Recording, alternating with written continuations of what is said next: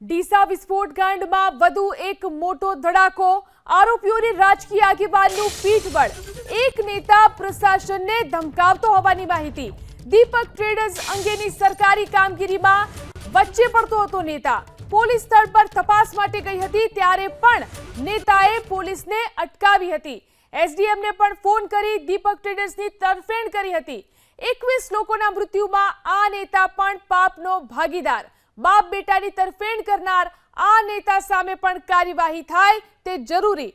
તો આરોપીઓને રાજકીય આગેવાનનું પીઠબળ છે, એક નેતા પ્રશાસનને ધમકાવતો હોવાની માહિતી પ્રાપ્ત થઈ રહી છે। દીપક ટ્રેડર્સ અંગેની સરકારી કામગીરીમાં નેતા વચ્ચે પડતો હતો, પોલીસ સ્થળ પર જ્યારે તપાસ કરવા માટે ગઈ ત્યારે પણ આ નેતાએ પોલીસને અટકાવી હતી। આ વિશે વધુ જાણકારી મેળવી અમારા સંવાદદાતા હિરેન ફોન લાઈનથી જોડાયા છે। જી હિરેન, જે વિસ્ફોટ કાંડ ડીસાની અંદર જોવા મળ્યો તેની અંદર શું રાજકીય આગેવાનનું પીઠબળ આરોપીઓને મળી રહ્યું છે? બિલકુલ, અત્યાર સુધી પોલીસ દ્વારા જે તપાસ કરવામાં આવી રહી છે એ તપાસની અંદર આ બાબતો સામે આવી છે। આરોપીની જે ઉલટ તપાસ પોલીસ દ્વારા હાથ ધરવામાં આવી છે તેની અંદર આ વિગતો સામે આવી છે અને પોલીસના અધિકારિક સૂત્રો પાસેથી જે માહિતી મળી રહી છે એ મુજબ આ જે નેતા છે ત્યાંના એ નેતા દ્વારા આને પીઠબળ પૂરું પાડવામાં આવે છે દીપક ટ્રેડર્સને, અને એ આજકાલનું નહીં ઘણા લાંબા સમયથી, કારણ કે દીપકના જે પિતા છે ખૂબચંદ મોહનાની, એ લગભગ 18 વર્ષથી ત્યાં ફટાકડાના હોલસેલનો વેપાર કરે છે અને બનાસકાંઠાના સૌથી મોટો હોલસેલનો વેપારી છે ખૂબચંદ મોહનાની, જે અત્યારે આરોપી તરીકે પોલીસ કસ્ટડીમાં છે।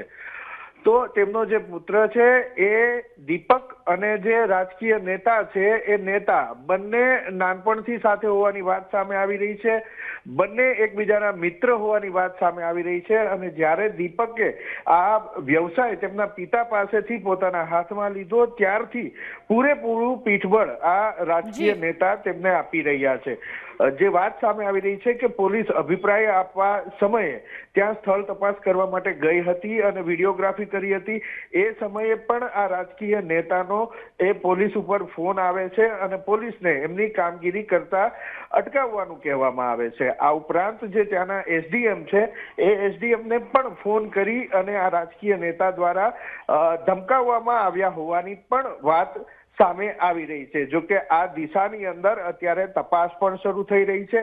જે નેતાની વાત સામે આવી રહી છે તેમના ટેલિફોન રેકોર્ડ, એટલે કે તેમની કોલ ડિટેલ્સ, તેમના સીડીઆર એ પણ મેળવવામાં આવી રહ્યા છે। બીજી તરફ આરોપીના જે ફોન કબજે લેવામાં આવ્યા છે એ ફોનમાંથી પણ આ પ્રકારેની જે વાત સામે આવી છે તેને પૂર્તતા કરતા જે સંયોગિક પુરાવાઓ છે એ મળે છે કે કેમ એ પણ ચકાસવામાં આવી રહ્યા છે।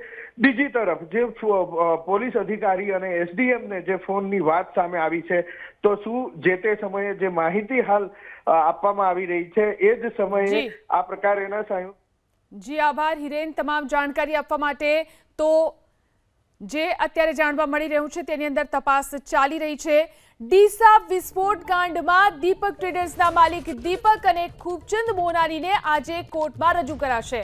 વિવિધ કારણો રજૂ કરી પોલીસ 14 દિવસના રિમાન્ડની માંગ કરશે।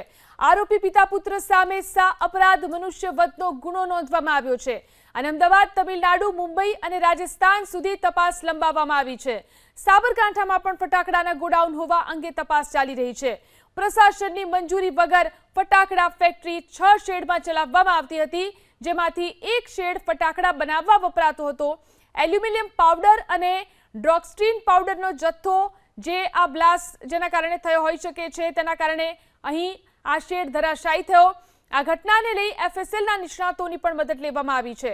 ફેક્ટરીના માલિક પોલીસ પકડથી બચવા સાબરકાંઠામાં ભાગી ગયા હતા। બંને આરોપીઓને ભગાડવામાં મદદગારી કરનાર 4 વ્યક્તિને ઝડપી લેવાયા છે। આરોપીઓ જીએસટીની ચોરી કરતા હતા કે કેમ તે અંગે તેમના ચાર્ટર્ડ એકાઉન્ટન્ટની પણ તપાસ કરવામાં આવશે। આ સાથે જ સરકારે પણ એસઆઈટીની રચના કરી છે, જે 15 દિવસમાં રિપોર્ટ સોંપશે। મહેસૂલ વિભાગના લેન્ડ રિફોર્મ્સના સેક્રેટરી એસઆઈટીના અધ્યક્ષ છે, સાથે જ એફએસએલ અને આરએનબીના વડા પણ સભ્ય છે। તો આ તરફ ડીસા મોતકાંડમાં ન્યાયની માંગ સાથે પીડિત પરિવારો અને કોંગ્રેસે ધરણાનો અંત આવ્યો છે।